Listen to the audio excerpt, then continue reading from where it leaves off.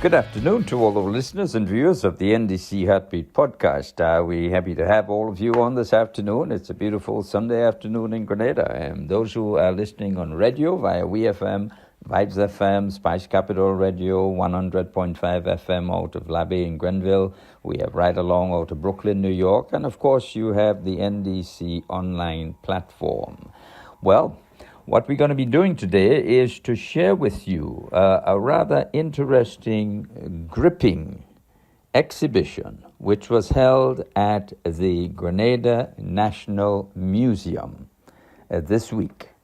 It is the Grenada National Museum and Mr. Ricardo Keynes Douglas as he presented his book launch entitled Lost History of a Time, Grenada Carnival Queens from 1945 through to 1974. And the exhibition was all about the activities behind the crown. It was indeed a moment in history. And our special congratulations to Ricardo Keynes Douglas for presenting this gift to Grenada via the Grenada National Museum. It's indeed a passion of great works, great historical research. And if someone as Ricardo Keynes Douglas did not do it, you wonder who would have been capable or had the capacity to so do it. So our special congratulations to Mr. Ricardo Keynes Douglas for taking years of his time in doing the research, painstaking research, to put together this very interesting lost part of our history, Carnival Queens, dating way back from 1945 to 1974. You must not miss this. This is part of your history. This is part of your culture. And this is part of something that you need for yourself, your friends, your family, your children to look at. The book is also available online through Amazon. The Grenada National Museum and Ricardo Keynes Douglas book launch entitled Lost History of a Time, Grenada Carnival Queens, 1945 to 1974. You will see them and you will see their photos. I'm sure most of you may probably recognize many of them. Do enjoy today's episode. The Grenada Independence Planning Committee, in collaboration with the Grenada Association of Toronto, under the auspices of the Consulate of Grenada in Toronto, present a series of activities in celebration of Grenada's 51st anniversary of independence in Ontario. These activities, under the theme, The Next 50, embracing a future of development, transformation, and unity, are as follows.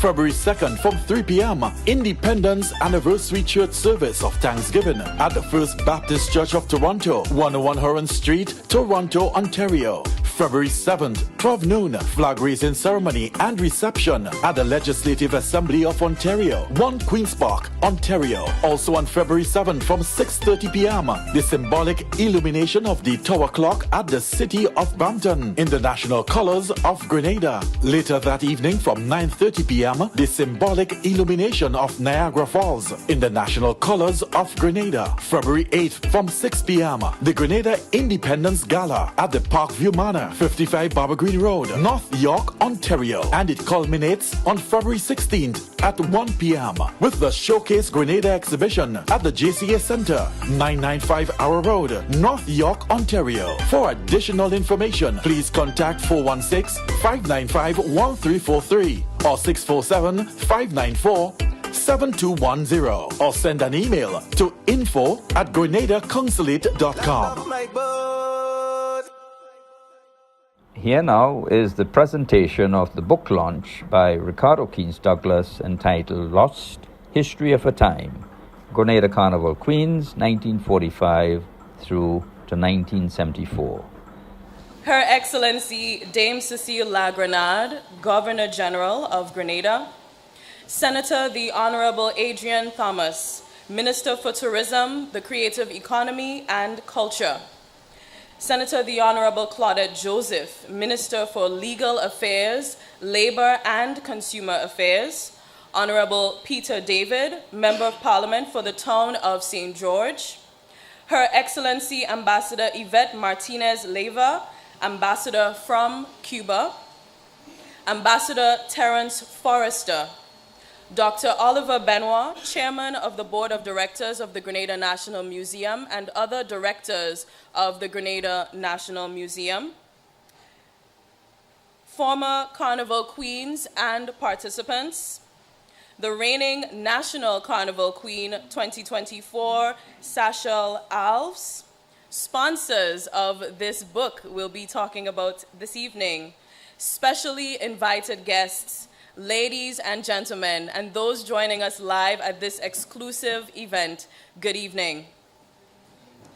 Welcome to Lost History of a Time, Carnival Queens 1945 to 1974. This is the official book launch, and we will also be unveiling the exhibition, and the exhibition is titled Behind the Queen, Behind the Crown. This is a fantastic event. I also want to welcome you officially to the Grenada National Museum.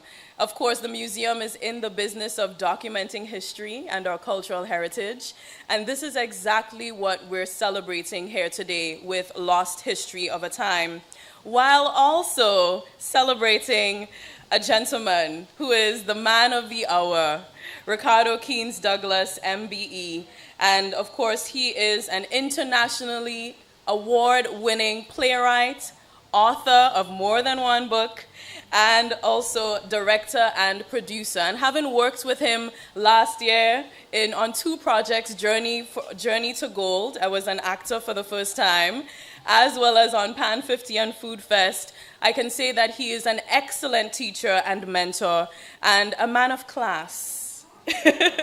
So it's only right that he is the one documenting such an important part of Grenada's history.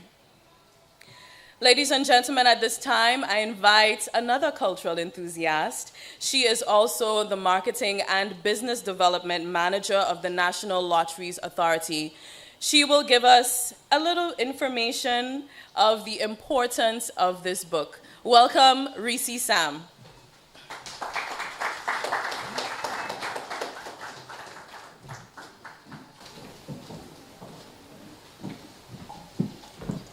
Thank you, Ms. Washington.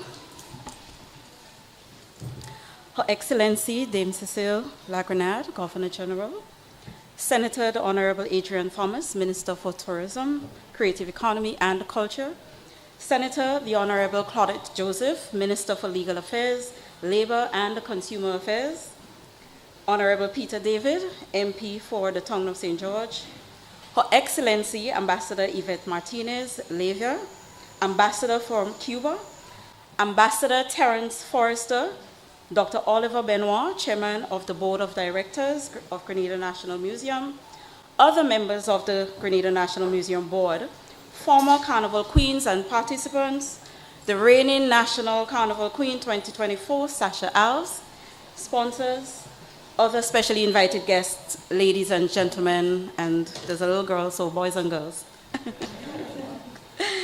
Firstly, I would like to express my gratitude to Mr. Ricardo Keynes Douglas and the board of the Grenada National Museum for inviting me to this historical occasion, the launch of the book, The Lost History of Time, Grenada Carnival Queens, 1945 to 1974. A book that is meant to impact generations and last lifetimes. My role here is threefold. First, to bask in yet another accomplishment of a fellow but unmatched cultural enthusiast, to speak on the importance of the book, and to represent as past sponsor. I will begin with the latter and end with the first. When Mr. Keynes Douglas showed up at my office at the National Lotteries Authority in November 2022, we're in 2025, with the manuscript of the book, The Lost History of Time, Grenada Carnival Queens, and I repeat, 1945 to 1974, I was immediately captivated by the idea, the content of the photos of the past, and Mr. Keynes Douglas' vibrating energy about the book. It was not just talk. He wanted a production in time for an exhibition in July 2023, and also he wanted it in time for the 50th anniversary celebrations in 2024, which was a big deal. But he needed sponsorship. Mr. Keynes Douglas didn't just talk, he walked too, because I found out that he was at our offices before I met him in November 2022, and was there several times after, up to 2024. The importance of this book gave me the encouragement to request more than was originally solicited from our company's coffers, which was a dream that did not come true, and I'm not knocking the company. But I stand here still very proud to say that the contribution of $5,000 towards the cause, we got that. We got that for the facts. The facts are that this book contains material that provides official information and evidence and serves as a record. And it involved the process of classifying and annotating texts, photographs, etc., which fall under 2 of the Oxford Dictionary's definitions of the word documentation. Time after time, we dig for information on our past, and it is not there to be found. Oftentimes, we rely on older folks who still have their faculties to tell us, but the retelling gets watered down, and our imagination is left to what we envision based on what we hear, making connections with our present and not necessarily the past. So it is very important that we document our way of life and history before it becomes lost. Already, so much has been lost. I can attest that this book, The Lost History of Time, Grenada Carnival Queens, 1945 to 1974, is a product of love, passion, and a genuine response to the call for documentation of our history and cultural practices, although I am not sure if there was actually a call. But it makes it even more worthy of celebrating the man behind it all, the man of the moment, Ricardo Keynes Douglas. He did it because he wanted to do it. Was it not for Mr. Keynes Douglas' documentation of the past queens, I would not have found out fairly recently that there was a national carnival queen who hailed from St. John. Even though the Queen show contestants at the time were not casted by parishes, and we would learn how they were casted. St. John's have been trying to win a crown under the parish casting method for eons. Maybe this year it might happen, but we will bask in knowing that there was one before. At this juncture, I would like to congratulate all the authors, well, this author, and all the other authors like Nicole Philip Dow, Fitzgerald Naka Joseph, just to name a couple, who have put pen to paper, burned the midnight oil, collected the elusive photos, and documented their knowledge, recollections, and experiences in the form of books so that their generation can have nostalgic moments, our generation can make the connection, and generations to come can have educational resources to draw from. And for all of us to be aware of the foundation so that we can be guided in the present, continue to chart the future, and preserve our culture with the wisdom of the likes of Ricardo Keynes Douglas. And that is the importance of writing the book and other such non-fiction books. Mr. Keynes Douglas' name will be forever etched in the canals of history for his many productions, not just in books, but in the plays, storytelling, production management, and much, much more. This is your moment, sir. Congratulations, and thank you.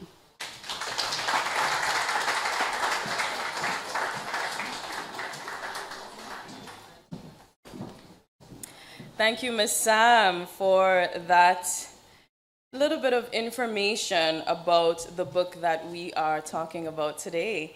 And in case you're wondering who I am, my name is Crystalline Lashington, and I'm your chair, your host for this evening's celebration. Thank you. I also would like to recognize the Chief Executive Officer of the Grenada Cultural Foundation, Mr. Livingston Nelson, in our presence, as well as Mr. Ali Gill, Chair of the I can't remember the full Reparations Committee. So thank you so much for joining us here as well. But you are all esteemed. Don't feel left out, all right? So we move on to another cultural enthusiast, so much so that she was the chair of the Jubilee celebrations last year in Grenada. She is a researcher as well as a professor of sociology. She cares deeply about community service, and she is also an author. Welcome to the podium, Dr. Wendy Crawford Daniel.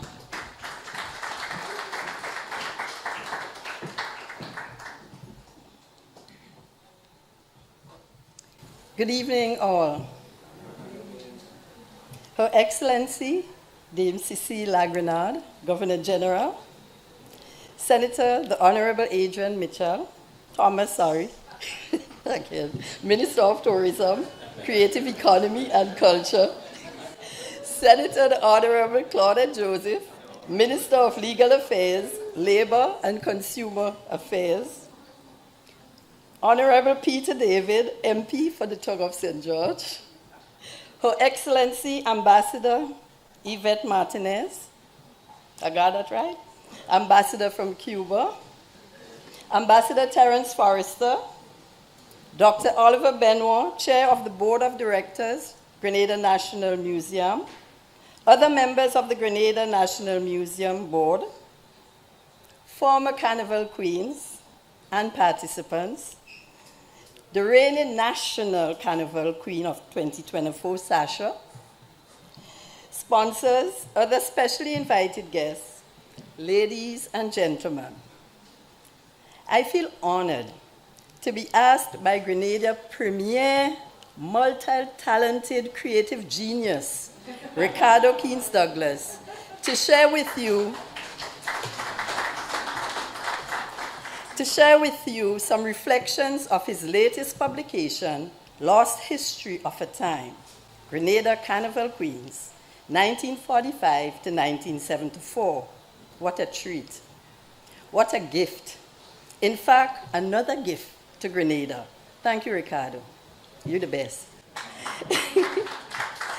What Ricardo has brilliantly done is to have recovered through this publication an inspiring but woefully ignored part of our social history. We have been doing this thing for 80 years. Ricardo looked at the first 30 glorious years of our Queen of Carnival contestants. 30 years of magnificence, elegance, exhibiting the power of femininity, beauty, and the magic that lies at the heart of every Grenadian woman. You did it. This book has created the context for us to better understand how globally significant it was for us to have captured Miss World title in 1969, some 56 years ago. 1970? No, not 69. 70. Right? Sorry. I think it was 55 years ago, right? Long before many of us were born. Miss Harley?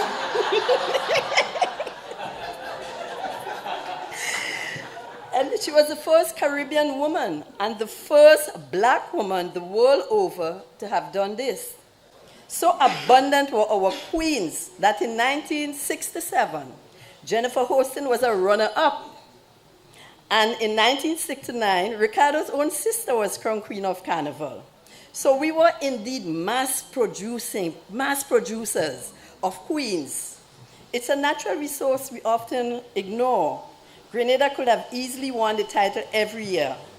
Ricardo's research has shown us the elaborate and rigorous training, time, resources, and creativity that went into nurturing Carnival Queen contestants. So it is not coincidental that 1945 is the year of our first Queen of Carnival pageant. 1945 saw the end of World War II, It was a turning point in world history with radical changes in the social, political, and economic structure of society. 1945 saw the establishment of the United Nations, the creation of the UN Charter for Human Rights. So the world was preoccupied in showing the best of humanity, coming out of such horrendous experiences. So between 1945 and 1974, major world events impacted us in ways we can see clearly through the lens of this publication. The evolution of our queens of carnival, I prefer to call them beauty queens, they're so beautiful. Beauty queen contest is one such lens. During that period, we saw the decolonization of Africa, Asia, and later the Caribbean, the adult suffrage movement of the 1950s and the arrival of Gary, a stalwart for workers' rights and the promotion of the self-esteem and beauty of women. The independence movements of the 60s with Jamaica and Trinidad gaining independence and Grenada receiving statehood. And Dame Hilda Bino appointed the first governor of the Commonwealth, Grenada again. So the independence movement of the 60s with Jamaica and Trinidad gaining the independence and an eagerness to embrace an identity of our own. The Black Power movement of the 70s challenged the concept of beauty, promoting Black pride and the concept Black is beautiful. Showing for the first time in the history of Grenada's beauty pageant, 55 years ago, an Afrocentric queen, Meryl Otley, flung open the door for every single Grenadian woman, regardless of race, color, class, creed, religion. One can also see the work of the women's rights movement empowering women to boldly offer up themselves for public scrutiny, criticism, judgment, and sometimes embrace. What was extremely interesting for me, though, was the fact that our queens chose their kings. That may have been a uniquely Grenadian thing. I have to find out from Ricardo if others did that. But I must say we have learned well from our queens and continue to do so. Now, ladies, don't let the guys know about this. That's our secret. We continue to choose our kings, even today. So through this publication, one can see over time how the color, class, creed, religion of the contestants diversified and came to resemble that of the majority of our women, and not only the small, morally educated, middle-class elite. As we salute the contribution of these amazingly gorgeous, dignified, noble, poised, intelligent, beautiful Grenadian women for helping us to better appreciate our worth, showing us the power of self-esteem, and reinforcing the fact that Grenadian women are indeed the best, worthy of respect, adoration, and love, things we have earned in part through the daring acts of these amazing women. I want to conclude my reflection, though, on a very special note. We cannot speak of Queen of Carnival and Beauty Pageant without singling out St. Joseph's Convent. As a rabid high school girl, it's hard to admit, but it is absolutely true. St. Joseph Convent has historically created for Grenada all of our contestants, with very few exceptions. Our contestants received a training that started in the middle-class homes, continued through St. Joseph's Convent, and intensified with the rigor and details that went into the organization, the planning, and execution of these contests. SJC, as the oldest educational institution in Grenada, has nurtured and trained cohorts of classy women for adult life, marked by civic virtues, morally sound doctrinal instructions, laden with values of respect, good manners, grace, dignity, poise, excellent deportment, charm, charisma, you name it, flawless communication skills, and all things to emulate and be proud of. Even if I'm a high school girl, I could admit that. So So let's hear it for SJC. Oh my God.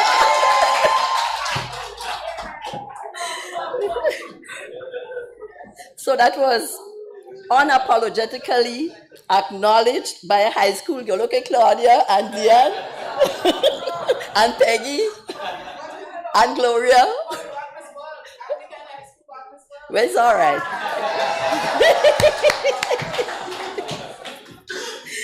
So as we examine Ricardo's book and exhibition, you will see that much of our social history are contained within. As a researcher, I'm excited. I'm excited at the wealth of research possibilities this publication has ignited. My hope is that this serves to inspire young people to continue the research into the social history of our schools, our intercall, our communities, our fascinating people, and our beautiful country, Grenada. Thank you, Ricardo, for this gem. Thank you.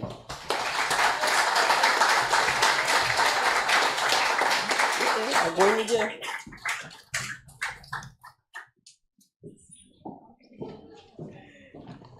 Thank you, Dr. Crawford. Wow, riveting.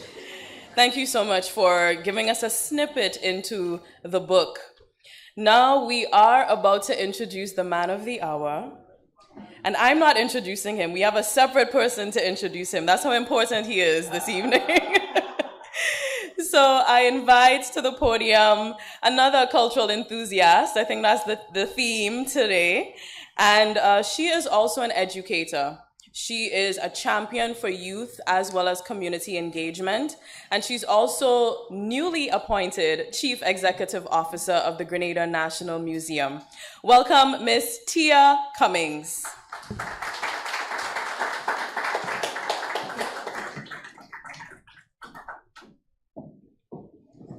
Thank you for that lovely welcome. Her Excellency Dame Cecile Lagrenade, Governor General, Senator the Honorable Adrian Thomas, Minister for Tourism, Creative Economy and Culture, Senator the Honorable Claudette Joseph, Minister for Legal Affairs, Labor and Consumer Affairs, Honorable Peter David, MP for the Tongue of St. George, Her Excellency Ambassador Yvette Martinez, Ambassador from Cuba, Ambassador Terence Forrester, Dr. Oliver Benoit, Chairman of the Board of Directors, Grenada National Museum. Other members of the Grenada National Museum Board, Mr. Ricardo Kings Douglas, former Carnival Queens and participants, the reigning National Carnival Queen 2024, Sasha Alves, sponsors, other specially invited guests, ladies and gentlemen, welcome.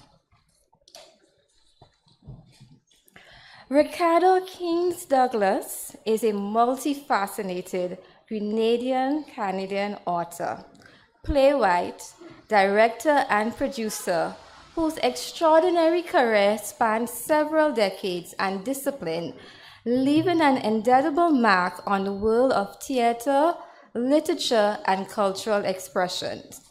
Born on May 17, 1953 in Grenada. Yes!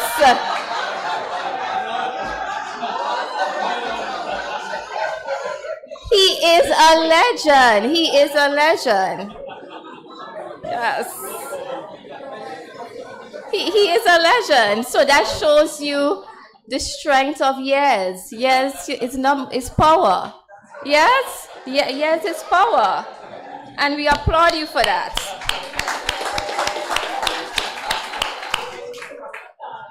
It's very inspiring. No, we're proud of our age here.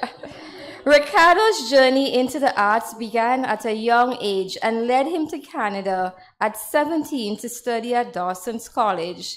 His talent quickly earned him national recognition into the global spotlight. Ricardo's musical play, The Nutmeg Princess, based on his book, and one of my favorites, won him the prestigious Dora Monroe Award for Outstanding New Musical in 1999. one of Canadians' highest theatre's honors. The production, which had its Grenadian premiere in December 1999 and became a hit at Caribfesta in 2000 in St. Kitts, solidifying his place in the Caribbean and Canadian theatre scenes. In 2007, his childhood book, Freedom Child of the Sea, was chosen as the official book for the bicentennial year of the abolition of slavery in Canada. That year, he won the esteemed Golden Oak Award for Tales from the Isle of Spice, a work that was translated into Italian and used in educational systems across Canada, Australia, and the Commune Institute. With over a dozen children's books in 6 languages, Ricardo holds the title of the only Caribbean children's author with such an expansive literacy legacy. In addition to his literacy and theatrical achievements, Ricardo has enjoyed a diverse career as a storyteller, television host, and motivational speaker. From 1991 to 1994, he became the first Black host of a network-wide show on the Canadian Broadcasting Corporation with the acclaimed radio talk show Cloud9. His talent also extended to television, where he hosted Sunday Arts Entertainment on CBC TV, earning a Gemini Award nomination in 1996. Ricardo's versatility shines through his work as an actor, director, and choreographer.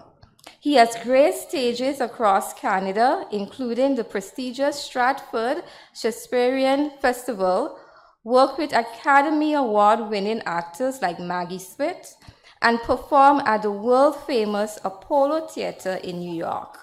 His notable roles include leading parts in The Playboy of the West Indies, The Obeah Man, 12 Nights, and Guys and Dolls. As a director and producer, he has worked on high-profile projects such as the National Carnival Queen Pageant in Grenada and the International Maroon Festival in 2004, as well as producing sold-out hits like I, Ivan, a musical about Hurricane Ivan that toured the US, Canada, and the UK. He was also the creative director behind our Golden Jubilee 50th Independence celebrations. Ricardo showcased his enduring ability to lead and inspire through creative expression. Beyond theater, Ricardo has made a lasting impact on the Caribbean's cultural landscape. He made history as the first host of the Caribbean version of the iconic show Who Wants to Be a Millionaire, and has revitalized traditional Grenadian masquerades, introducing the Moko Jumbi character during Carnival with great success. His contributions to the art and literature has earned him numerous accolades, including an MBE in 2007 and recognition as a cultural ambassador by the government of Grenada. Beyond theater, Ricardo has made a lasting impact on the Caribbean's cultural landscape. Just coming out of Grenada's Golden Jubilee 50th Independence celebration as its creative director, he continues to redefine creative expression and cultural celebration. Today, we celebrate Ricardo Kings Douglas' latest triumph, Lost History of a Time, Grenada Carnival Queens, 1945 to 1974, and the exhibition Ricardo Kings Douglas Behind the Crown. These works honor the legend of Grenada's carnival. These works honor the legacy of Grenada's carnival queens and further cement Ricardo's place as a cultural icon, whose commitment to storytelling continue to illuminate the rich cultural heritage of Grenada and the Caribbean. Happy and please join me in welcoming this cultural icon, Ricardo Kings Douglas, proud son of the soil.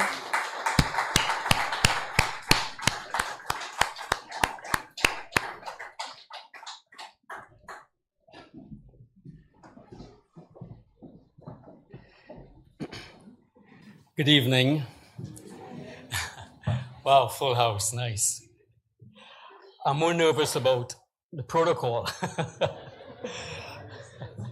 Her Excellency Dame Cécile Lagrenade, Governor General, Senator the Honorable Adrian Thomas, Minister for Tourism, Senator the Honorable Claudia Joseph, Minister for Legal Affairs, Honorable Peter David, MP for the town of St. George, Her Excellency Ambassador Yvette Martinez, Ambassador Terence Forrester, Dr. Oliver Benoit, Chairman of the Board of Directors for the Grenada National Museum, other members of the Grenada National Museum Board, former Carnival Queens and participants, the reigning National Carnival Queen, sponsors, others specially invited guests, ladies and gentlemen, welcome. This is a really special moment for me. Welcome to Lost History of a Time, Grenada Carnival Queens, 1945 to 1974, and the photo exhibit, which you will see later on. This is a project that has been very dear to my heart because of the nostalgia it brings to me.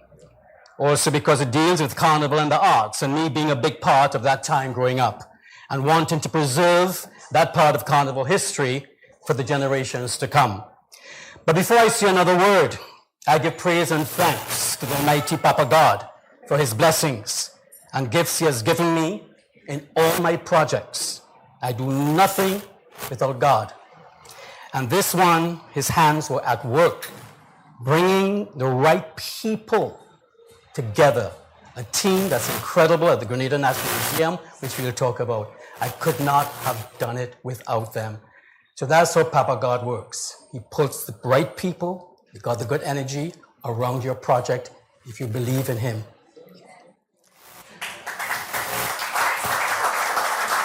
Now, I've been working on this project since 2018. When I started, I wasn't wearing glasses, okay? 6 years it took me in search of the Carnival Queens between 1945 to independence 1974. Now, I did not want to make it just a simple photo exhibit with pictures, names, and dates.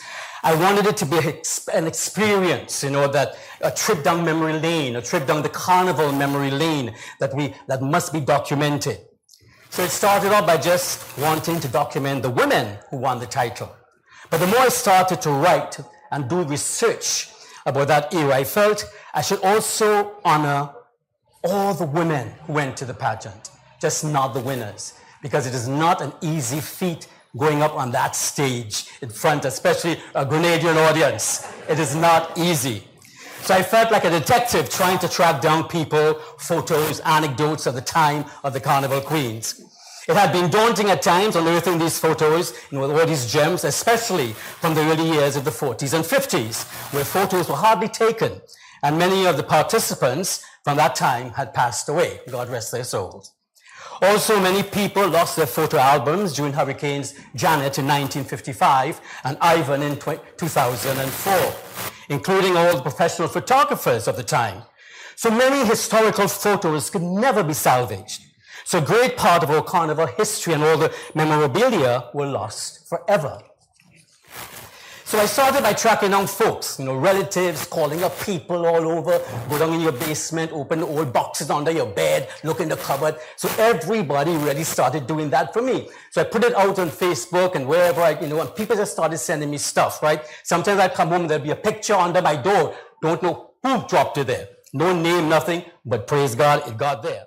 So of course it became more impossible because finding pictures of the 1945 and 46 and 47, it was just nearly impossible, but it started happening. So I chose that time period to explore because it was a totally different time than today. Those were the colonial days, the days of the Queen of England, administrators, premiers, governors, town mayors, when there were only 2 or 3 cars on the street, when carnival was in the middle of town, when people said, you have good hair. And if you massage your nose for 5 minutes every night, it would take a little bit of the flatness out. Those are the days, when ironing your hair was the crowning glory of beauty. So the times and society were very different. The way people thought and operated would seem like another world to the new generation today. But I felt that if we never documented even a little bit of what it was like then, it would be our fault. The ones who knew a little history of that time and never preserved and shared it for the future generation. I believe it is very important to know your history and don't think your history started when you were born. There are 2 reasons why I did this book. One, like I said earlier, I have some water, please excuse me. When I started earlier of the preservation of the era. And secondly, as a little boy growing up in the 60s, all of this was around me. All what you experience, all of this, I literally lived it. Literally lived it. My father, Templeman Keynes Douglas, was the chairman of Carnival for many, many years. Carnival ran was by the GCE, the Grenada Carnival Committee, then the JCs took it over, then the Lions Club took it over, and my father was a member of the Lion. So as a little boy, I was in the middle of everything. My dad would take me with him to the Queen's Park when he was preparing for the Carnival. Now, the Queen's Park was where the major shows took place. And as it got closer to Carnival and preparation started to take shape, it was quite a thrilling experience for a young boy to be there with his father in the middle of all this creativity. Doing final touches to the building of the stage, putting up lights, stage decorations, all that excitement was happening around me while I was playing with the other children who were also there with their fathers. One show that always had rehearsals on the big stage was the Carnival Queen Show. Always had a rehearsal the night before. And I always remembered watching the rehearsals of the hopeful contestants, because that sense of spectacle and creativity on the stage always fascinated me as a young boy. I would be running around playing with the other kids, but I would always stop and get lost in all the glamour and excitement of the people like Ina Julian and others who were working with the contestants on the stage, teaching them how to walk and turn and smile and chat with the MC. I also used to be a page boy, yes. I was 7, 8, 9, little boy, myself, Champy Evans, Richie Sherman. And as far as we were concerned, you see how involved I was? I was a little boy, I was on the stage opening the doors for the Carnival Queens. And we sat there because we thought we were the most important people at Queen Show, right? I remember once for the opening of the national anthem was played, and 2 boys came up on horses, which were bugles, of course. The horses were pulled by the owners, right? These magnificent horses. We rode onto the stage with bugles in our hand, and this incredible sound came out from us, these 2 young page boys. Of course, it was a trumpeter from the police band blowing it,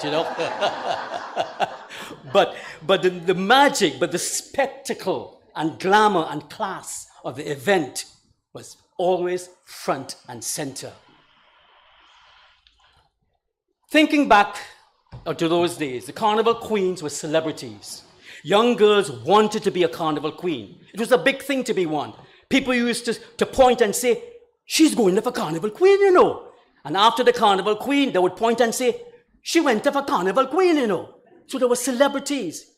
You had to get permission from your parents or your guardians to enter. The contestants were invited to all the top-notch functions in society. The pictures would be in the newspapers. They would be posted in the show windows of stores where folks would gather outside on the street and say, I want she, I like she, I like she have attitude, I like she. But that was the magic of the community that would surround the showcase and everybody backing their queen. That was the magic of it, The pictures would be in everything. Sponsors, very important people in those days. They would only sponsor specific girls who they think could win. You can't bring a girl for a sponsor in those days, you know. They would have to choose their girl. Character of the girls was front and center in the choosing of a participant. The respect they had for carnival queens was quite astonishing.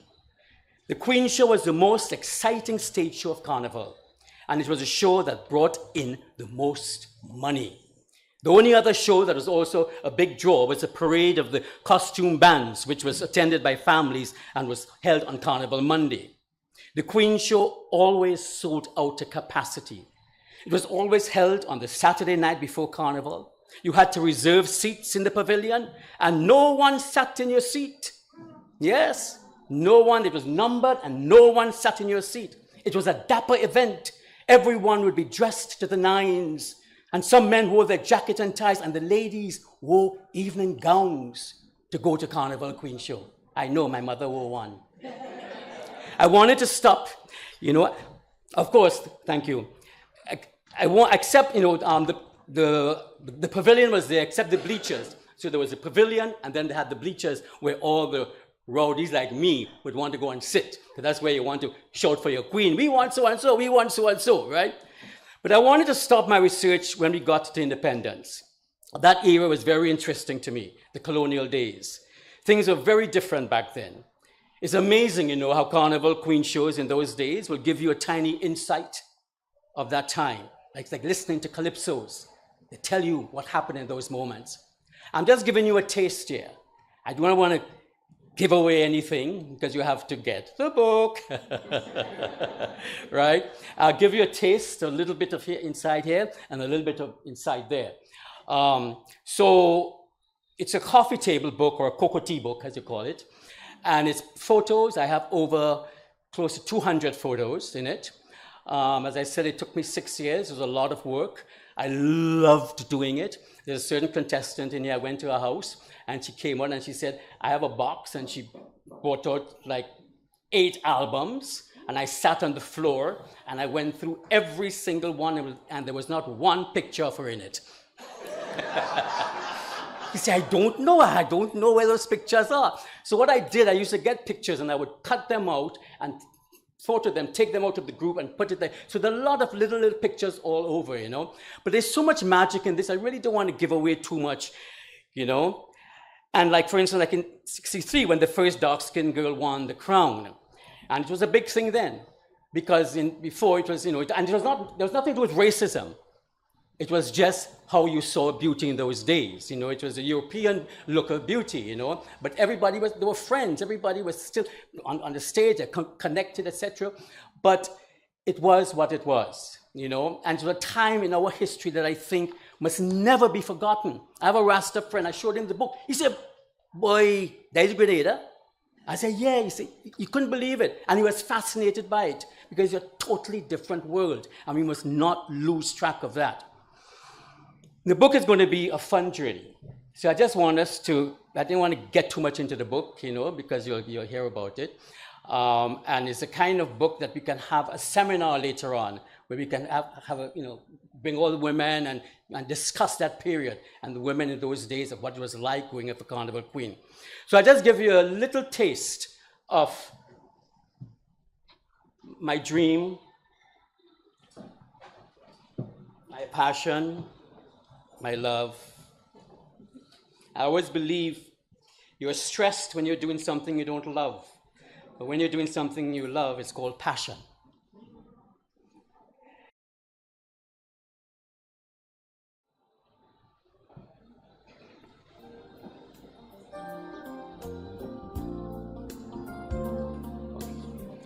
I'll just let the credits run, and then I will chat on it. Last history of the time.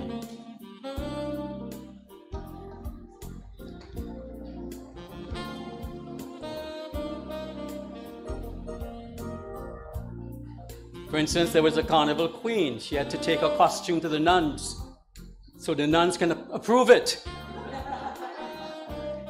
I think she's in here.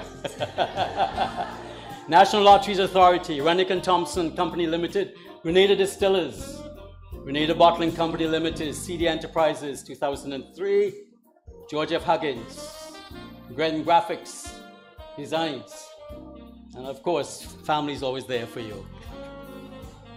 Yolande and Paul Keynes Douglas. Lost History of a Time, a classic, classy affair, 1945, 1974.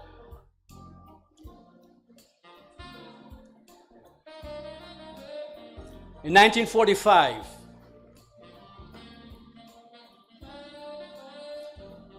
was Carnival Queen 1940, Iris Hughes Thompson, and in those days they were chosen. That's of Rennick and Thompson fame, and that's the first king and queen of Carnival. So there was not a pageant, they were chosen to do the honors at Carnival. This was a married couple, Iris Hughes Thompson and Ashley. And that's of Rennick and Thompson. And this is Erica Roberts and Roy Griffith. Unfortunately, I searched for 6 years, but I never found a photo of either one. 1947, Eleanor Salhab. Eleanor Lashley, we all know her. And her first prize was a silver chain. Imagine that. And there were four of them were on stage, and they were chosen by ballots. So you'll have people here that come on the stage, and you will choose who you like by a ballot. And her king was Paul Jones, and he was in the audience, according to Eleanor, because Eleanor passed away about 5 years ago, God rest her soul, but I had the opportunity to visit with her. And she told me she was on stage, and Paul was in the audience, and Paul said, I voted for you, I want to be your king. So Eleanor said, all right, you're my king. And that's how he became her king. This is in the car on the way to the park, Queen's Park. Carnival Queen Joy McIntyre Sherman of the Koyaba fame. You all know Koyaba Hotel. Her king was her fiancé. She chose her fiancé to be her king, Franklin Sherman, in 1948. The following year, in 1949, they were married.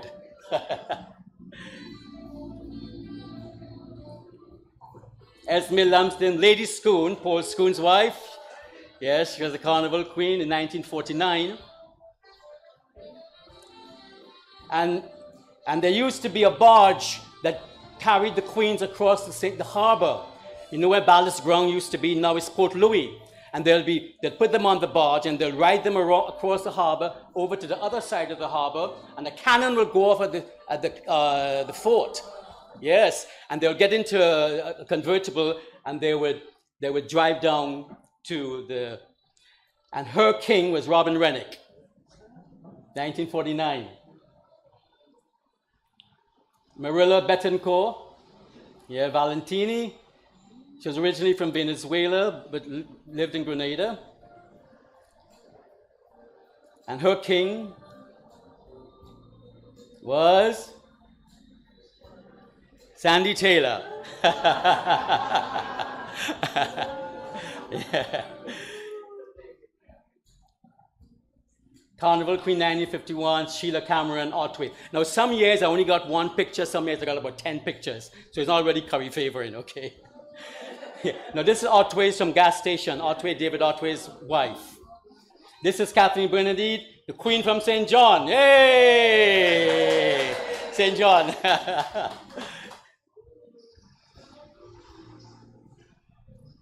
And this was the last year that they chose kings. And her king was Beaumont Campbell. The following year, 1953, that's when they went into the JCs, kind of took after Trinidad, the pageant, beauty pageant sort of thing, right? This is the only time two sisters enter the competition at the same time. I tried to get some gossip behind it, but they didn't say a word. And Margaret Roberts, who came first, and her sister, Faye, came second. Yeah.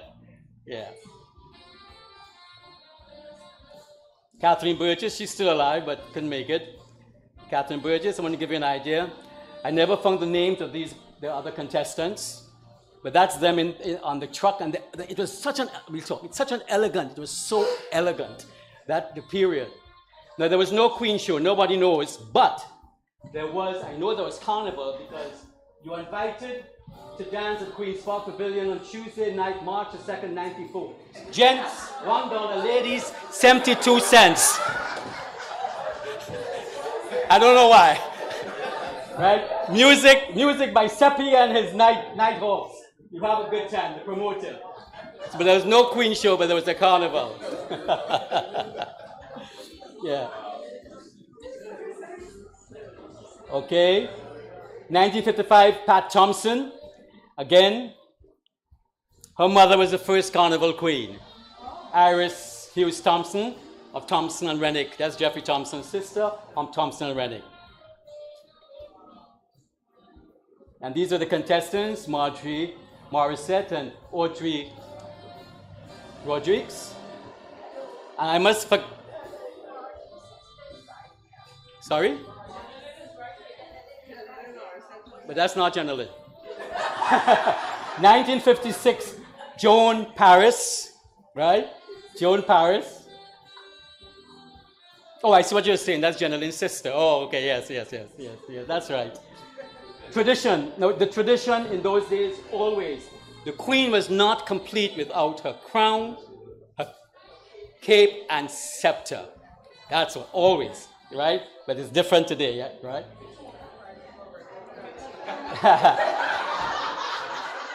That's Joan Paris. These are some contestants, and all in those days it was taking place at Empire Cinema. So what you're looking at there, all the shows were taking place at took place at Empire Cinema. So these are some of the contestants. Oh God, when I got these pictures, it was just heaven. You know, they're so rare. And this is them in the float. There's a big float that drove around town, and that's the famous Market Hill in the back. And you must remember when they were doing the convertibles, the queens used to drive up to the hospitals on Tuesdays, and they would get up and go visit the patients. They would drive around to the old folks' home. The old folks would get out and they'll wave. So they really participated in the community. It was, you know, and they took part in carnival. So this is Coming Now Market Hill. See how big the bands were? That's the 1960s. Incredible. That's a sailors show. Yes. Now this is really interesting. This is how it used to be carnival in the town. And this is it today going around. So you used to come up from Melville Street, come along here, then you go up Granby Street, up Halifax, down by Tikal, coming down here, up Scott Street, up Lucas Street, down Market Hill, across Brentville, and back down. So this is where carnival took place in those days. But the purple is where it is today. There's more in the book. I'm just giving you a taste. Wendy Lawrence, Carnival Queen, 1957.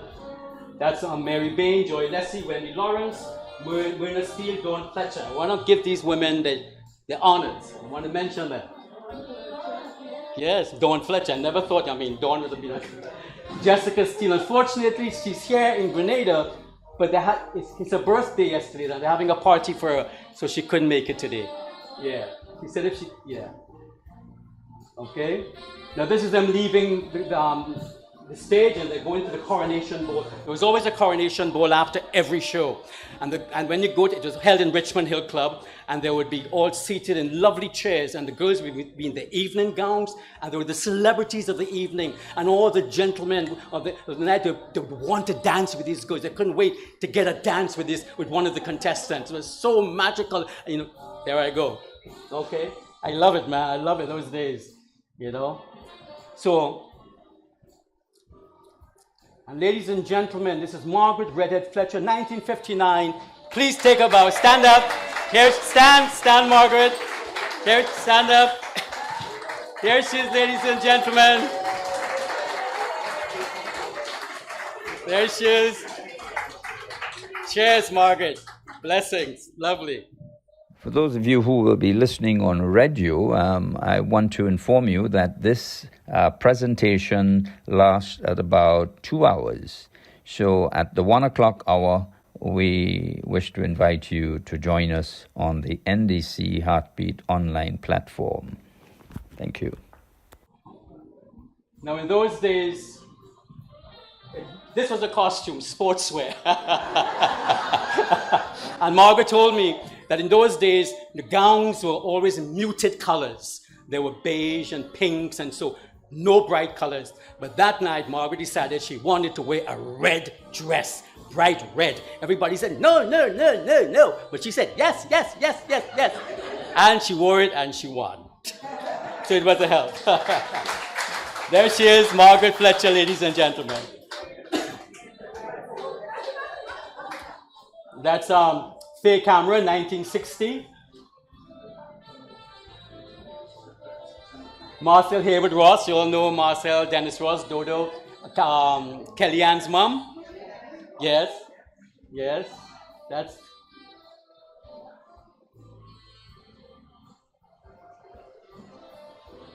First runner-up, second runner-up, that's my sister Vilma. Yeah, she was the second runner-up, 1960. This is Joy Protein, who is here. Joy, stand, take a bow, stand up. Stand. There she is. And Annette Steele. Annette Steele. Now remember this year, 1960.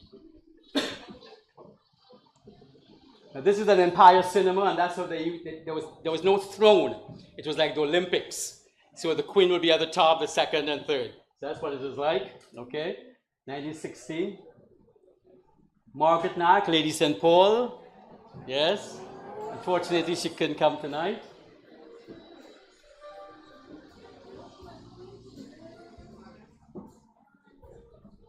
And this is, they used to be in cars. They used to drive around in convertible cars. That's, yeah, they're all in their cars. This is Evelyn Joyce Payne. No, she's not here. Unfortunately, yeah. She had to travel. And this was the first prize was a car. The first time such an extravagant prize was given to a queen. A car. Right? Now, this was the second time, this was the second time Evelyn Joyce entered the competition. The time before was in 1959 when Margaret won. So Evelyn Joyce went back a second time. Now in those days, it was not a problem. It was quite okay for a queen to go up twice. So it was nothing looked down on. It was a fantastic thing if a queen wanted to go up a second time.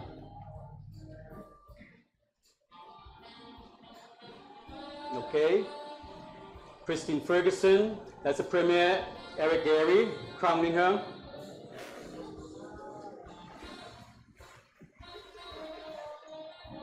And this is 1962, Joy Protein went up a second time. Take a bow again, Joy. First runner-up, became first runner-up. Yes, excellent. Joy, and that's her. So just gonna, that's her in 1960. And that's her in 1962.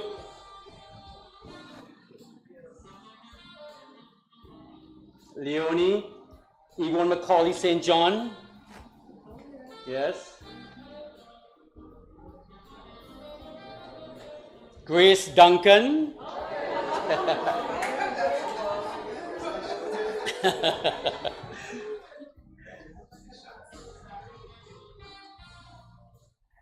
That's them at pageant. Now in those days, sometimes the queens would be on the stage, but they're not in the pavilion, on the stage. So the bands would parade in front of them and they'd be facing the Queen's Park Pavilion.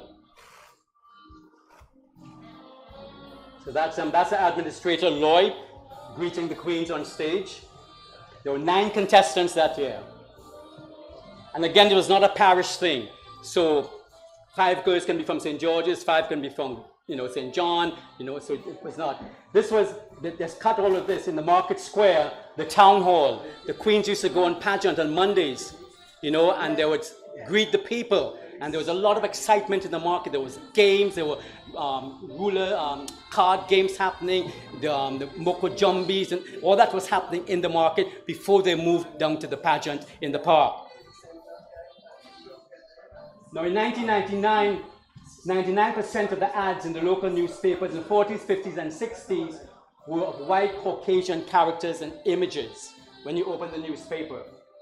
So I could not find, when I did my research, I could not find any image of a person of color in the newspapers except articles, pictures. you know. So this is what we are seeing, and this is the one I love most. Doctor's Pure Palmolive can bring you a lovelier complexion. Lovelier. But that's the beauty. That's what we thought of as beauty in those days, growing up, you know. But the old beauty, you know, it's not. So, okay, great. And in 1963, the first dark-skinned girl won the competition.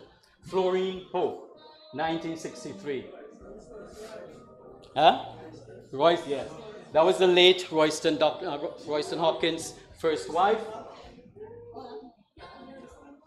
Florine was the first dark skin girl. I say dark skin because in those days we said dark skin. It was not black or white or this and that, you know, that kind of stuff. So it's not, right? And it was quite a big thing because for the country, because it's never happened before, right?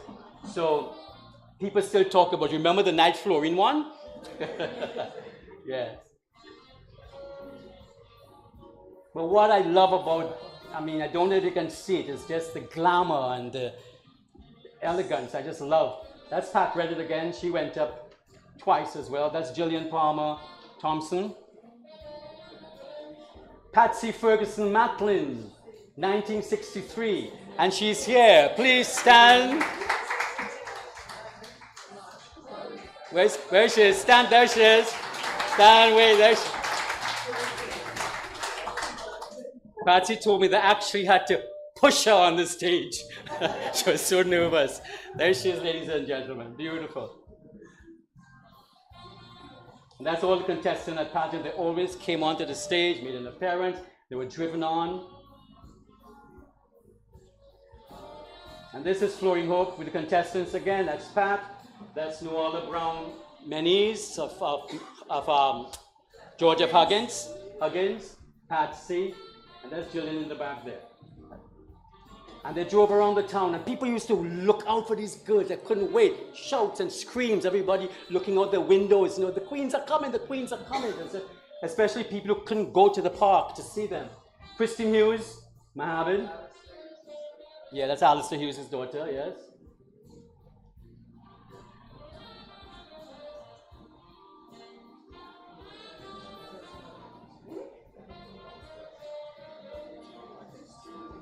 And this is Pat. This is when she went up in 64, and she also went up in 1963. So the following year, she decided she wanted to go back. And both times she came second, first runner-up. So this is just a taste of the thing. Jenilyn Morissette, Patterson, second runner-up. Jenilyn, yeah, the first time a Queen contestant did a talent. Jenilyn sang Sunny Side of the Street. I remember that night so well. Her costume was a top hat and cane, as you can see. And ladies and gentlemen, Jenilyn Morissette is right here. Stand up, Jenilyn. Stand. Take a bow. There she is, ladies and gentlemen. And she was the one who had to bring her costume to the nuns so they could approve it. Because she was a staff, she was working. She was teaching in the convent. So she had to, yeah. And these are the contestants. That's, yeah, the other contestants. And this is Yule and Arthur, who was supposed to be here, but she couldn't make it tonight. Yeah. Yeah. That's her in her costume, Fire on Ice. I always remember that. I went to all these Queen shows, and my first Queen show was in 1960 when I was 7 years old, when my sister went up. So I've been going to Queen shows since 1960. That's why I love that part of life, you know. This is Angela Redhead Bishop. That's Margaret's sister. That was the wife of the late Maurice Bishop. Yes, she was the first runner-up, Angela Redhead Bishop. Merle Campbell, 1965. This is Ian Turbot, administrator at the time, crowning Merle. And what happens is that the queens on the year before always kept the dress they won in. They never changed it. They kept it to pass the crown on to the other queen. It was a tradition. They kept their dress. It was never, huh? Well, that's up to them. But so they know they had to wear the dress. It was just a wonderful tradition, to have. So the year before they can see, that's them at Queen's Park pageant. Now this is when they moved the queens into the pavilion, and there were two dignitary boxes, one for the prime minister, the premiers and stuff, and there was always one for the queens, and they were just revered. People used to come, and the little children would wave at them and stuff. They were just... Okay, 1966, the JCs took over the running of Carnival. I just want to mention this. Each contestant will pay an entrance fee of $1 to enter the competition. $1.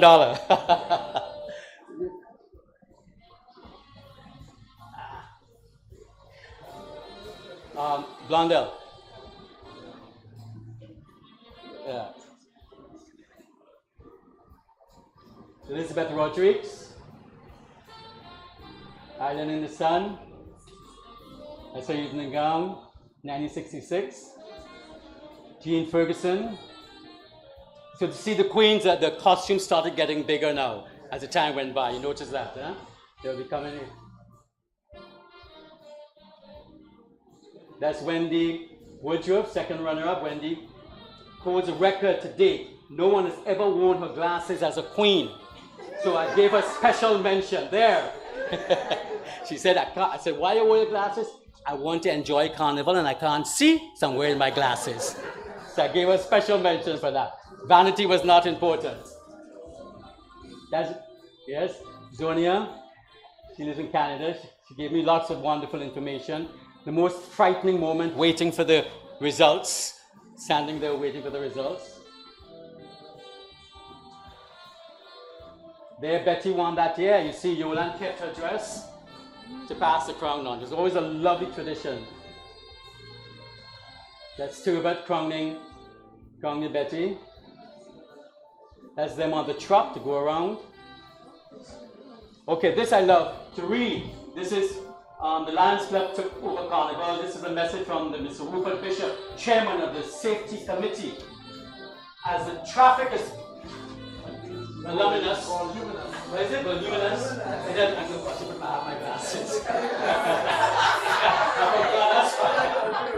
It has become perilous, making it the duty of the community to protect its general safety. If drive you must, then this Carnival season, be sure to drive with care and reason. And since Carnival is here to stay, do not abuse it in any way. So let Carnival safety measures bring Carnival pleasures. A happy, safe Carnival to all. Isn't that lovely? It's not a boring little poem. That's the father of Maurice Bishop, Rupert Bishop. I love that. So all these little gems, are in the book.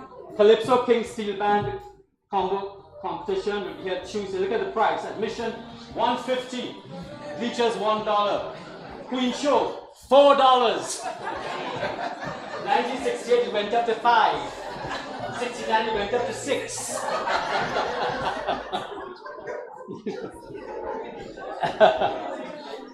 Calypso King, the prizes. Calypso King prize $100 and a crown. First runner-up $50.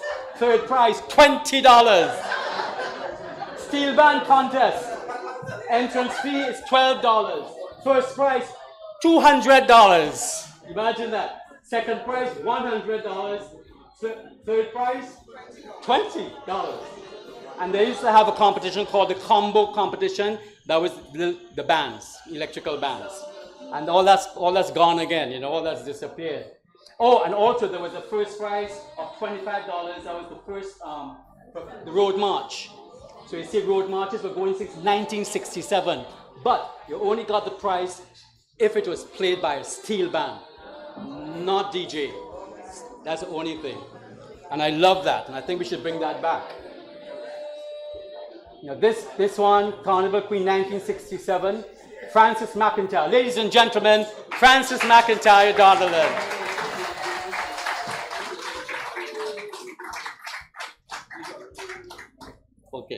Okay, yeah. So, okay. So that's them.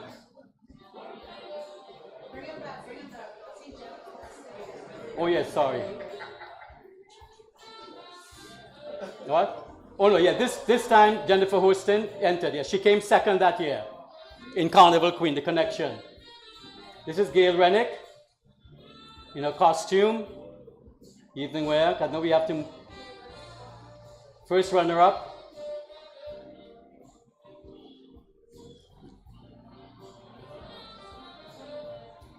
There's a lot to talk about. That's why I said we have to have a special evening.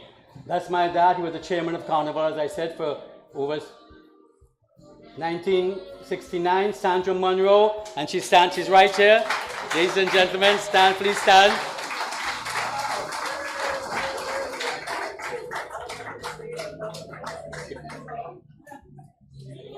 That's her costume.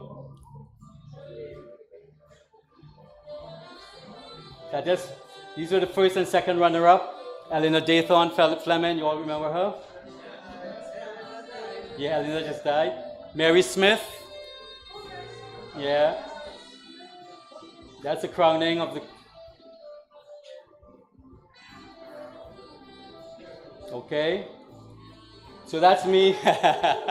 15 years old. Okay. And now in 1970, Mary Lockley, that was the Black Power days when Black Power came in, and her theme was Africa, and she was one of the first girls who went up with her natural afro, and that's her. Yeah. That year, 10 queens went up.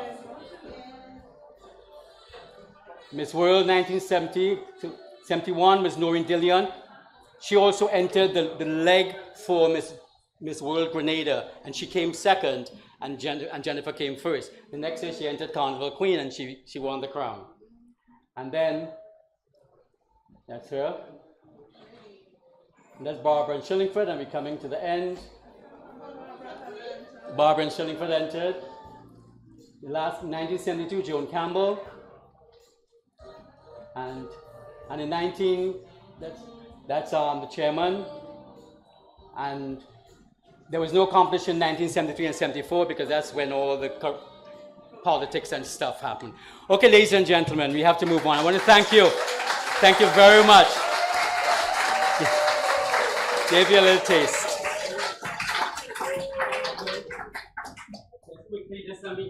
Just quickly. Yes. 60 more seconds. I know we're going to move in quickly. Just quickly, ladies and gentlemen. Dr. Benoit, I'd like you to come up here, please. Yes. I want to thank my sponsors, but you all tell me, without sponsors, I could not have done this. I went to so many sponsors, and they turned me down because they did not see the concept of it. And people like Rennick and Tom, I don't want to, they're all here, I didn't mention them. They all came on board. The moment I said it, they knew what it was all about, and the magic and the preservation. And thank you, my sponsors. Chrissy will thank you, okay? This is for you. I want to gift everything. The exhibition, my work, my research, on behalf of my family, my dad and myself.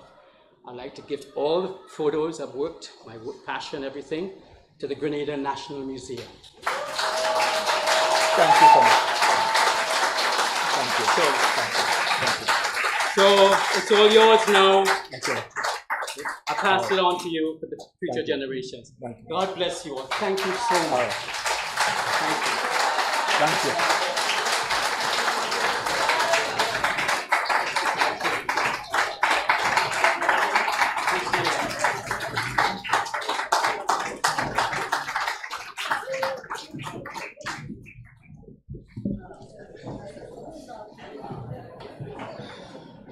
I think you stole my protocol list. Grenada is certainly blessed to have Mr. Ricardo Keynes Douglas. We are blessed to have you, and such a fantastic donation to the Grenada National Museum. Let's hear it for Ricardo Keynes Douglas.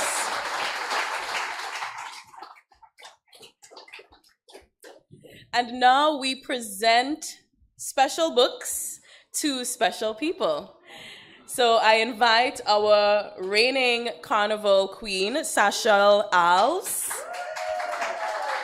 to assist Mr. Ricardo Keynes Douglas in distributing these books. So choose your background.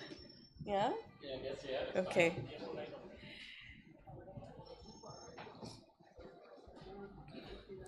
And the first person, yeah, let me turn off the.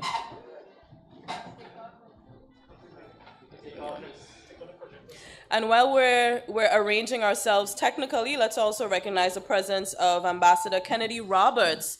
He is the representative for the responsibility for the UN Ambassador Sustainable Development Goals, right, with the United Nations. All right, and we're ready. Let's invite our first person, most esteemed person in Grenada.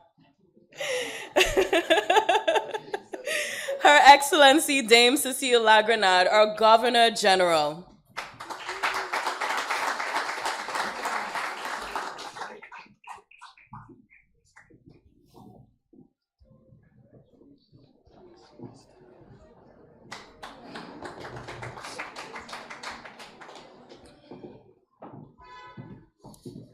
Next, we invite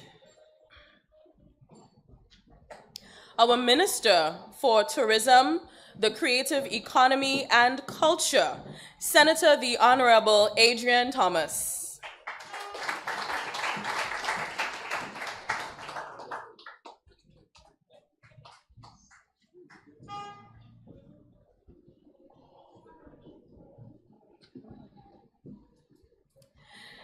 Next, representing the Grenada National Museum, Chief Executive Officer, Ms. Tia Cummings.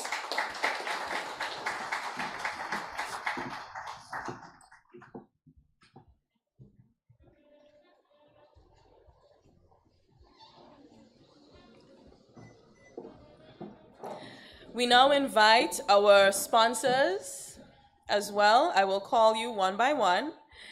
And we recognize Renwick and Thompson through the people of Jeffrey Thompson, Chairman and Managing Director Andrew Bazinski. However, they are not here with us tonight, so let's just give them a round of applause and thank them for their contributions.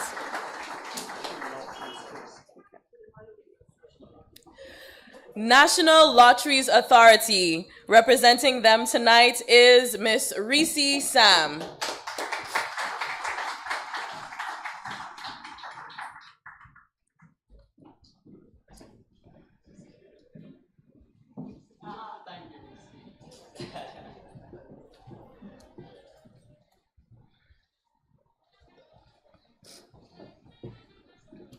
The Grenada Distillers Limited, Mr. and Mrs. Leroy Nichols, Managing Directors. If we have any representative from the Grenada Distillers Limited.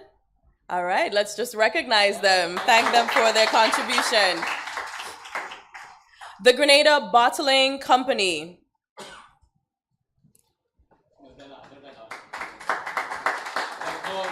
Okay. George F. Huggins Company Limited. I believe there is a representative from George F. Huggins with us. Okay, she slipped away. And we thank them for their contribution. Ms. Anya Cho Chung, Managing Director. CD Enterprises 2003 Corporation.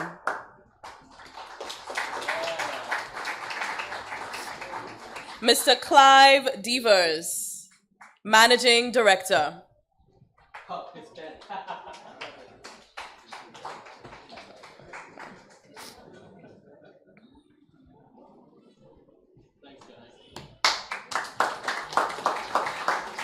Gren Graphics Designs Limited, Mr. Samir Carasquel, Managing Director. Okay, let's give him a round of applause. Mr. David Ambrose.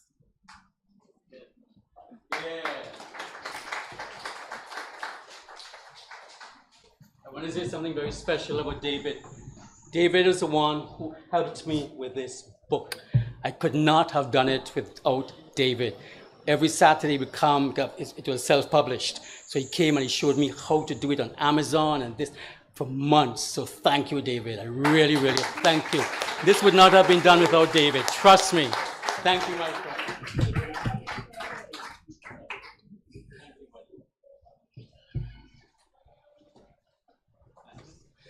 So we're up to the time. The book is on Amazon. Oh, yes, it's on Amazon. Lovely.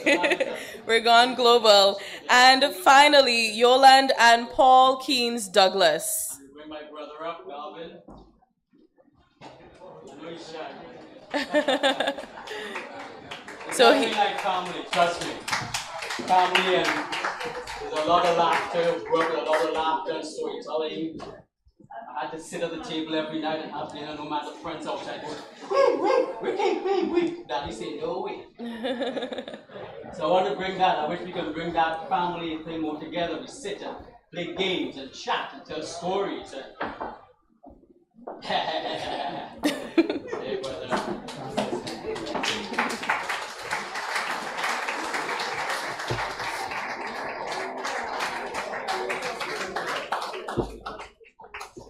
Thank you so much. Let's hear it for all the sponsors.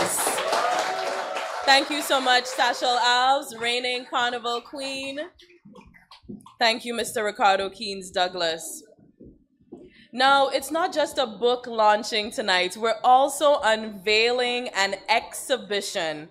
So to tell us all about it is the curator, archaeologist, and educator, as well as entrepreneur, curator based right here at the Grenada National Museum, Miss Lorna Dale Charles.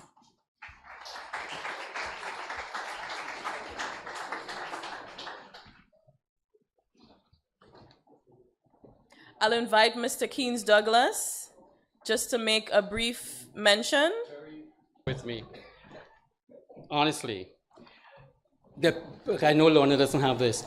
The people I really want to thank, quickly, Claudia Halley, my editor. Please stand. Edited my book for me. I know we're moving into the second part. My dear friend, Wendy Crawford, together, please. Dr. Benoit, Shauna Bertrand, Shauna worked my right hand. Please, thank you, working on this project. Lorna, working with Lorna is incredible. The museum has gained an incredible curator. Thank you. Dr. Benoit, thank you so much. I could not have done this without you, but you saw my vision and you made this happen for me. Thank you so much. Really appreciate it. The construction guy, Fabian Greenwich. Thank you, Fabian. Late nights, 9 o'clock, we're working inside there. The security, Brian, thank you. I just wanted to make sure that these people get mentioned. Please, I want to thank you all. God bless.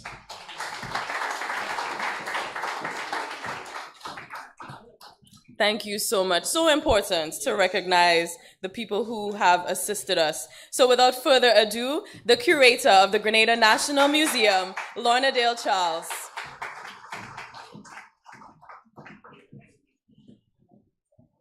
Hello, beautiful people. His Excellency, Dame Cecilia Lagrenade, Governor General, Senator the Honorable Adrian Thomas, Minister of Tourism, Creative Economy and Culture, Senator the Right Honorable Claudette Joseph, Minister of Legal Affairs, Labor and Consumer Affairs, Honorable Peter David, MP for the Town of St. George, Her Excellency Ambassador Yvette Martinez, Ambassador from Cuba, Ambassador Terence Forrester, Dr. Oliver Benoit, Chairman of the Grenada National Museum, other members of the Grenada National Museum, board, former Carnival Queens and participants, the reigning National Carnival Queen 2024 of Grenada, Sasha Els, sponsors, specially invited guests, ladies and gentlemen, friends who are viewing us online, persons in the diaspora, welcome. Now, as I do my statement, forgive me, I'm a bit tired. It's been a long year for the last 3 months. So at the Grenada's National Museum, this vibrant costumes, rhythmic steel pan and other festive spirit as a celebration of culture and community. But beyond the surface of pageantry lies a deeper narrative, one that reflects the societal structures, aspirations, and struggles of a nation in transformation. Behind the crowned Grenada Carnival's Queens 1945-1964, we invite you to examine a pivotal period in Grenada's history where issues, and it's not mentioned here, where issues of colorism, class, and status played pivotal roles in shaping our identities, because we have multiple identities. Now, if not for the tireless work of Mr. Ricardo Keynes Douglas, what we're about to view or review tonight would not have happened. I have been a fan of Carnival Queen shows from the time I was knee high. This is the first time I'm experiencing this in a different light. So during the period between 1945 and 1954, Carnival Queen competitions were influenced by societal norms rooted in colonial hierarchies. These shows often mirrored British royalties, and there was not, as Mr. King Douglas would have mentioned, there was the coronation ball, the sceptre, the crown, the cape, the whole 9 yards. No, we don't see this now, and those are standards of Eurocentric ideas. The good here that we have, as he mentioned, these events reinforce class and status, yet they also become spaces where Grenadian women could assert their individual identities and ambition. As we reflect, the Queen Show served both as a reflection and a catalyst for social transformation. The post-World War II era, the fight for independence, the evolving roles of women in Grenada were mirrored in these competitions. The significance of this period, as you would have heard tonight, is when Florine Hope won in 1963, the first dark-skinned woman to win the title of Carnival Queen. Her victory challenged entrenched biases and represented a milestone in Grenada's journey towards greater inclusivity and national pride. Ricardo Keynes Douglas' unwavering commitment to preserving this history has made it possible for all of us to witness the story behind the crown. His work not only safeguards these memories for future generations, but also prompts us to reflect on how societal definition of class, beauty, and status has evolved, and how they continue to shape our cultural practices. The photos and story represented here or presented here tonight offer a powerful reminder of the resilience of Grenadian women and the ongoing journey towards self-expression and equality. As you walk through the exhibition tonight, I encourage you to think about these competitions representing the space and time and what it signifies now. What does it mean for a society to define beauty and the status in which it would have happened in such restrictive ways? How do these stories inform our understanding of Grenada's carnival traditions today? This exhibition is not just about the past, but the ongoing conversation all of us need to have about culture, heritage, identity, and inclusivity. As I wrap up this evening, I want to extend a profound thank you to my assistant, Shauna Bertrand. Without you, as Mr. Keynes Douglas indicated, we could not have done that. To Fabian Greenwich, to your family, I want to say thank you. Fabian is at the back. He is the contractor, the mastermind who would have transformed the exhibition space. And those of you who would have visited the museum would see that new transformation. Fabian was here day and night, every day, Sunday to Sunday. We have not left the museum before midnight in putting up this exhibition. Fabian, I thank you, I thank you, I thank you.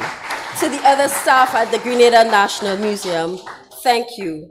Dr. Benoit, thank you for all the advice you would have given and the constructive criticisms. It is appreciated. Together, as we view this exhibition, I want us to honor the legacies of Grenada's Carnival Queens and ensure their stories remain an enduring part of our cultural heritage, and we would inspire future generations to come. I thank you.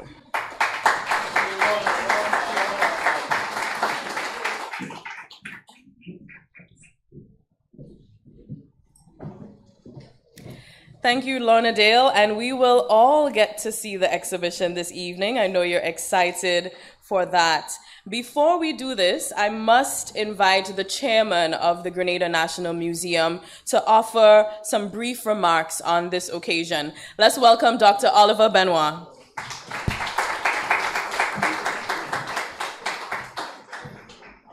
Good evening, everybody.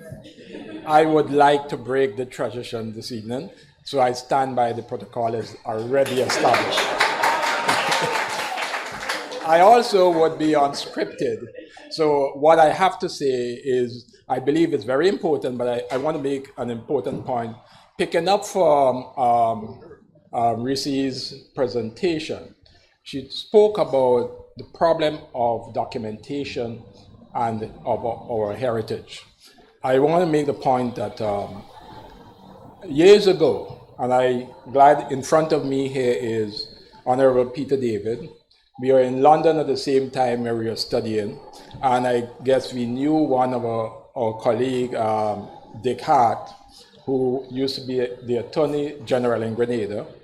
We were doing research at the same time in London, and we always had discussions and conversation about Grenada. Grenada, in my mind, is not just a place, but a concept that is very important to me, and I think to a lot of us who are here this evening. And one of the things that we recognize, and is when I left London to come to Grenada to do research, there were problems finding information. But every single piece of information or research that I've done, I relied on Kew Gardens, where all of Grenada information lies. And I am at pain to think, at this point in our history, we don't have a library, we don't have a national art gallery, and we have the museum, but we are working on that to establish it in a way that it would be a museum of international standards. I don't know if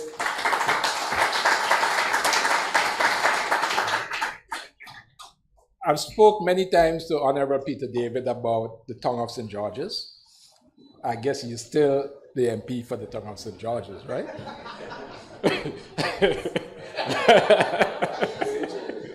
But I am sad to see that my good friend had lived in the Tongue of St. George's without a library. I used to be with you in the library, sitting there, and I don't know why we still don't have the library. But I can see, I want to think of the library and the museum and art gallery as a central part of culture and heritage. And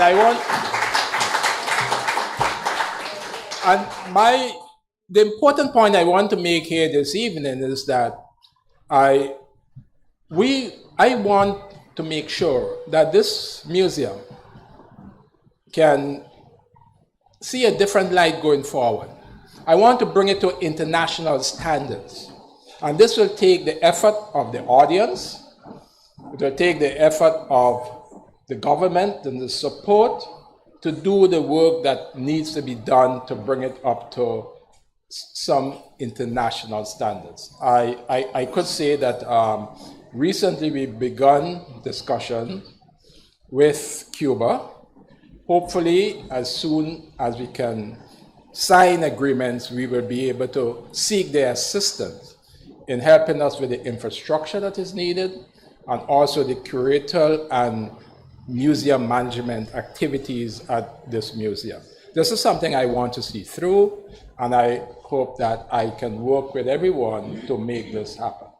And in fact, we only recently developed a strategic plan And in the process of outlining that strategic plan, there are a number of things that we'd like to see done in the next 2 years.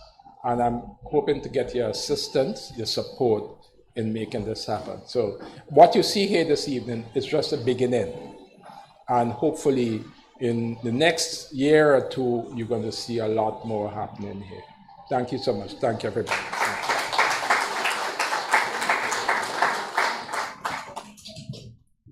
Thank you, Dr. Benoit.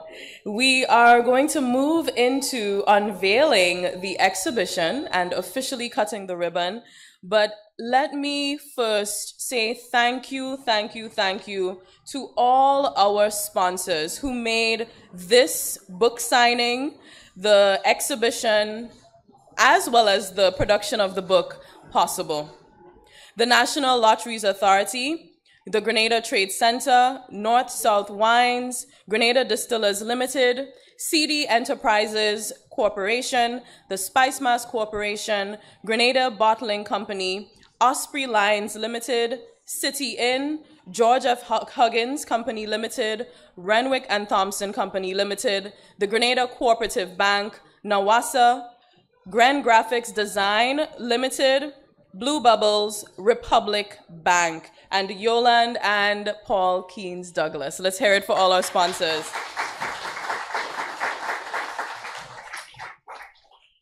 At this time, we invite our Governor General, Her Excellency Dame Cecile Lagrenade, to do the official ribbon cutting for the exhibition Behind the Crown by Ricardo Keynes Douglas and the Grenada National Museum.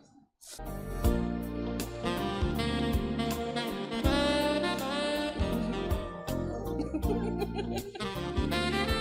now we are officially opening the exhibition Behind the Crown.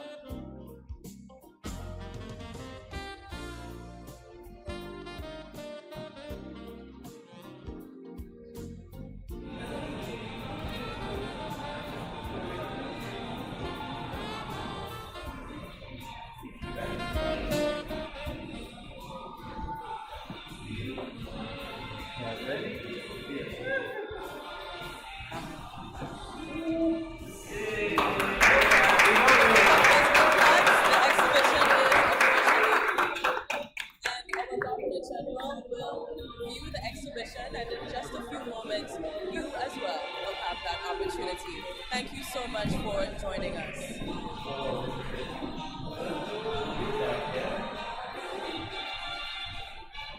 So just wait a few minutes and you will be escorted into the exhibition room when that time comes, all right? Thank you so much.